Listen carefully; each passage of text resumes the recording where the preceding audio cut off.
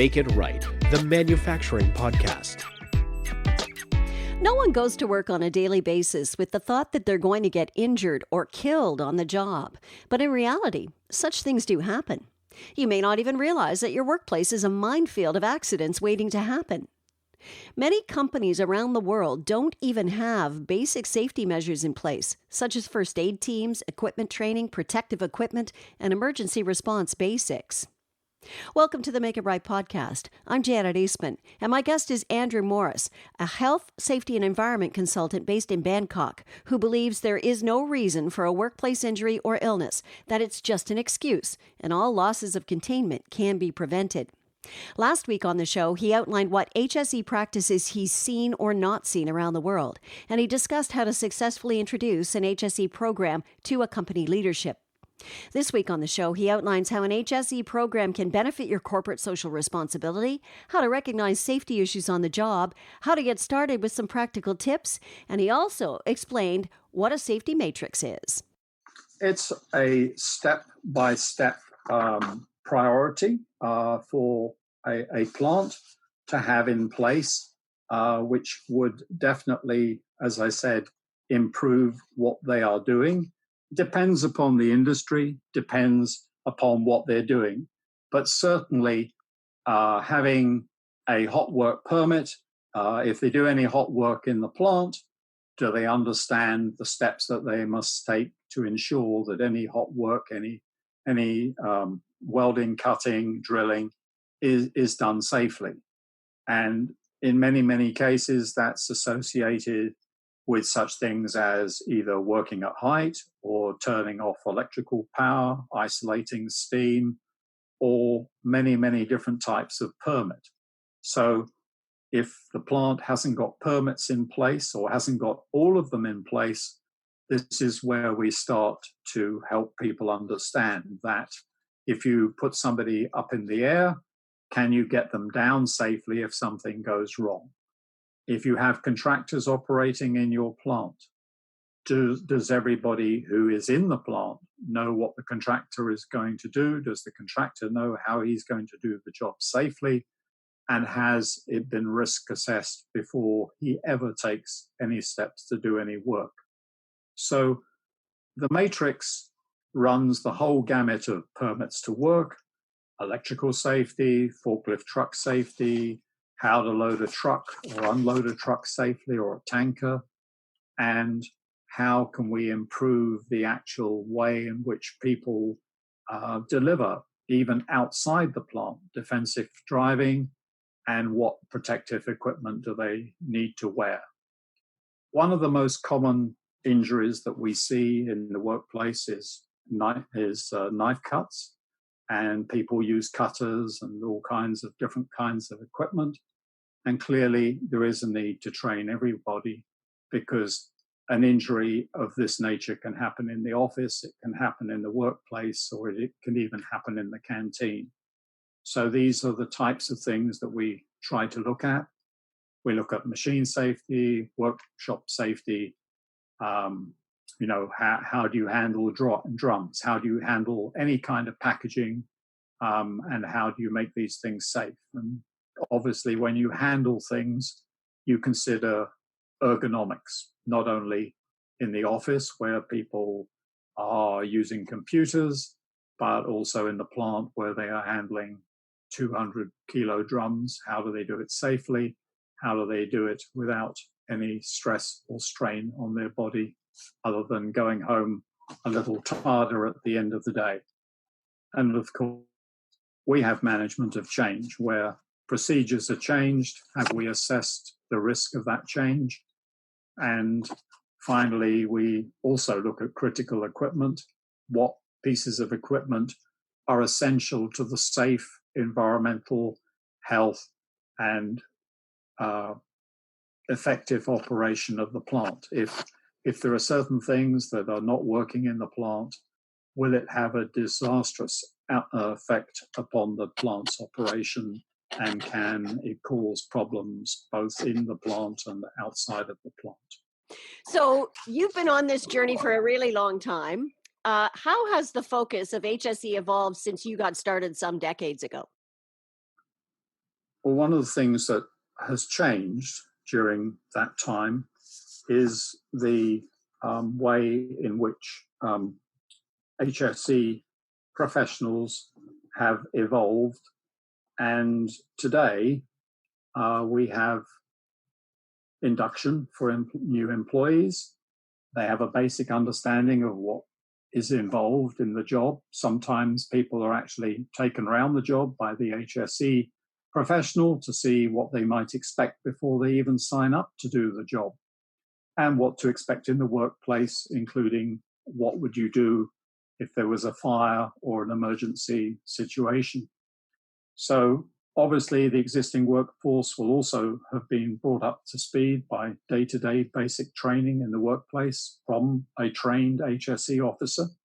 20, 30 years ago, there was either no HSE officer, or the HSE's officer job was spent keeping the fire hydrants, hoses, extinguishers, reports up to date, first aid reporting, and any HSE reporting that was required to the necessary authorities. They had very, very little interface with employees, and certainly the amount of training, the amount of involvement in advising on HSE issues was not there. And today, those steps that are being taken are huge in terms of what is required of the HSE officer or manager, supervisor, his training, and what particular aspects are needed, particularly in the operation that he's involved in. So I'm thinking that, when the pendulum swings, in the past, maybe we didn't have too much HSE, and then the pendulum swings and people get serious about this sort of stuff. Has the pendulum ever swung to the point where environments are just too safe and it's really hard to get work done? I think you're right that people can be wrapped up in procedures. They can be huge and very time consuming, and people need to look at the way in which they're implemented, and are they effective in the way that they're implemented? Are they meaningful, and do they add value to what's being carried out? One has to be pragmatic, but at the end of the day, HSE issues are life and death, and business continuity has to be there and being performed. But at the end of the day, also the business has to operate. And if there was no business, there wouldn't be any HSE. So you're absolutely right. It cannot be so restrictive that operations do not run, and people, need to be trained. But nevertheless, there needs to be a procedure that is effective, but not so restrictive that the work can't be done properly. Right. I think a lot of companies are focused on their corporate social responsibility, and I'm assuming that the health, safety, and environment focus plays a big role in that corporate social responsibility. It can do. It depends upon the nature of the people who are involved. In very, very good companies, HSE takes a back seat because, in fact, everybody's got the HSE message, and the stakeholders and the suppliers and the customers are all working together. And very quickly, the necessary work is put into place to make sure that the CSR is credible in the community. If it's not credible in the community, quite simply, very, very quickly, the employees don't see it, the neighbors don't see it, and the company definitely gets a negative sentiment in the community, because people just don't believe that it's being done, and the company's image deteriorates. So I think corporate social responsibility is very much driven by management, not just HSE. Right. I'm thinking too that basically HSE ought to become second nature, right? Throughout your organization so that it's like you said, big companies, they just know that this is the procedure, this is how it's done, and that's how it is. So ultimately, when you're on this HSE journey, what you really want is it to all become second nature to all your employees. Yes, and you know, at the end of the day, one says, "Who is responsible for my HSE?" The answer is, I am responsible for it, but I'm responsible for everybody else's HSE. So, in that kind of environment, any employee should be looking after somebody else as well as their own safety. So, that's the journey that needs to be taken. Hmm. Can you actually leave us with some practical tips for people to get started with if they're looking at this? Certainly, we need to engage, we need to talk, and we need to challenge personnel at your place of work to tell you how they're doing, what they're doing, and make sure that they believe in the efforts that we are taking to achieve HSE. Um, if they can, please notice improvement that is needed when you're talking to them. Reverse the question to ask personnel to comment. Do they believe that they're working safely, healthily, and within the environmental requirements? Generally, the answer is not completely. So then there are reasons to follow. Too busy is easier this way. And this gives you a forum to discuss and improve and work on all the things that can, by priority, be done to help people.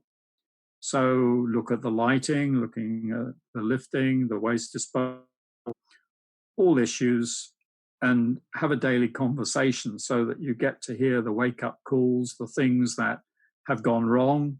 Um, Perhaps nobody got hurt this time, but if it's not corrected, then perhaps something bad will happen next time.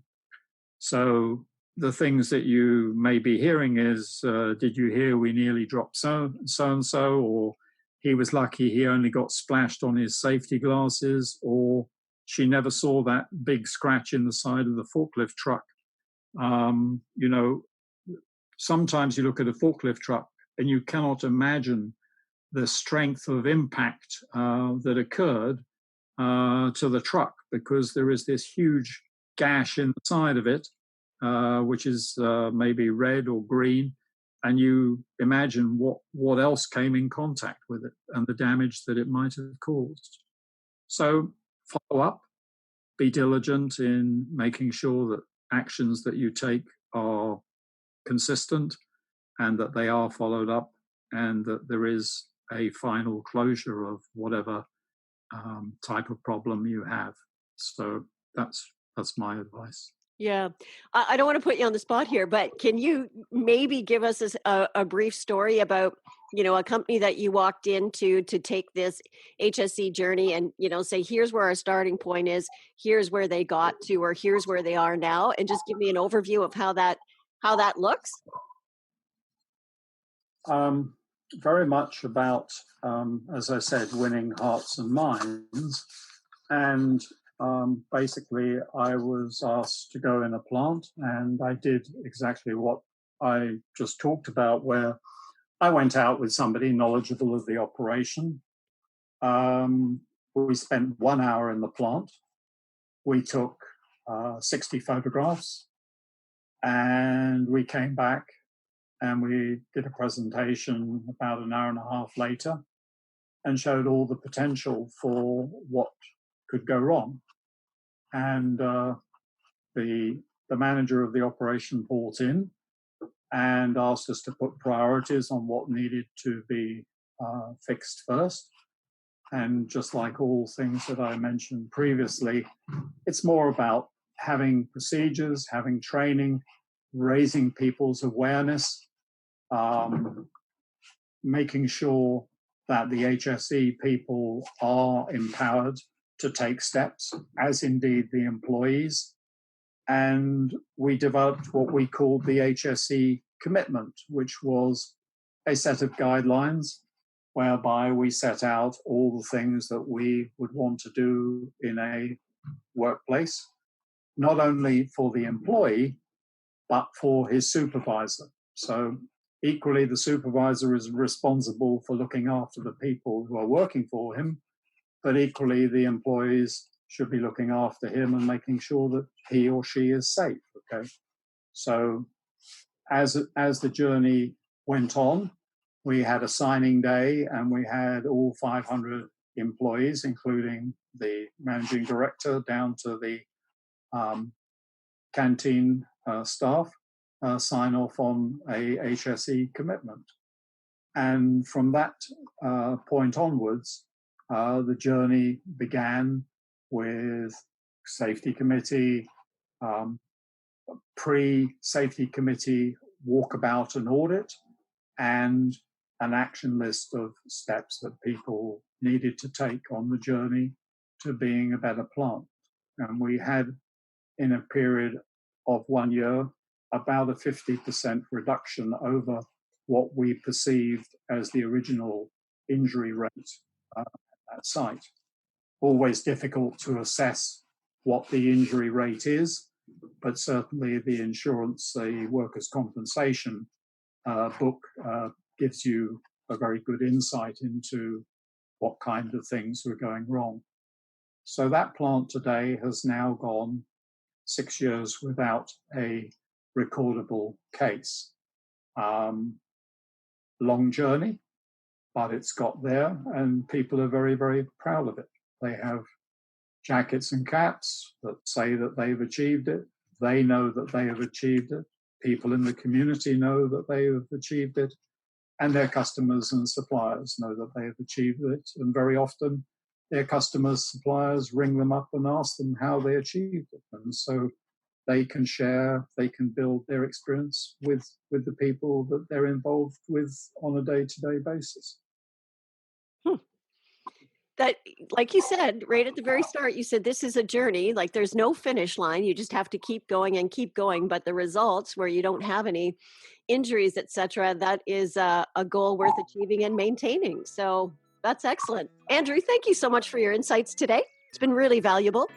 Thank you for your time, Janet. Thank you. My pleasure. Andrew Morris is an HSE consultant. He is based in Bangkok. That's our show for this week. I'm Janet Eastman, and until next time, please find more manufacturing news by following us on Twitter, LinkedIn, and Facebook. And you can subscribe to the podcast at iTunes, Google Play, Stitcher, Spotify, and YouTube. Thanks very much for listening to the Make It Right podcast.